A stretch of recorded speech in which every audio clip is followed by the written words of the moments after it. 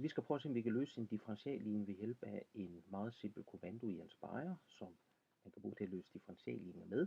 Den hedder dsolve, og jeg tager udgangspunkt i en opgave, som vi allerede har løst, og der kan man se, at det er en logistisk differentialligning. Og jeg gider ikke at skrive tekst og forklaring til, jeg vil bare vise, hvad kommandoen går ud på. Man skal selv skrive tekst og forklaring til.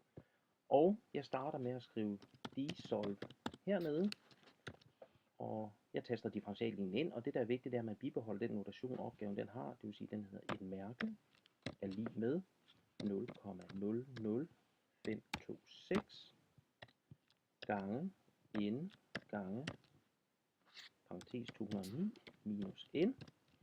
Og det man kan se, det er, at den uafhængige variabel, den er t, det vil sige, jeg skriver t, og funktionen den hedder n, og trykker enter. Og det man ser i første omgang, det er, at jeg har fået den fuldstændige løsning i opgaven. Men det man egentlig spørger om, og det er så i spørgsmål B, det er, hvad er løsningen, som opfylder, at der efter 30 døgn er 103 smittet?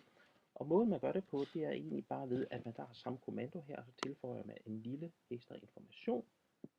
Kopierer vi lige det, der står her. Kopierer. Sætter ind. Og så klemmer jeg den information ind her. And, så gælder der n af 30 er lig med 103. Og så bibeholder man t og n. Og så får man, hvad løsningen er i spørgsmål B.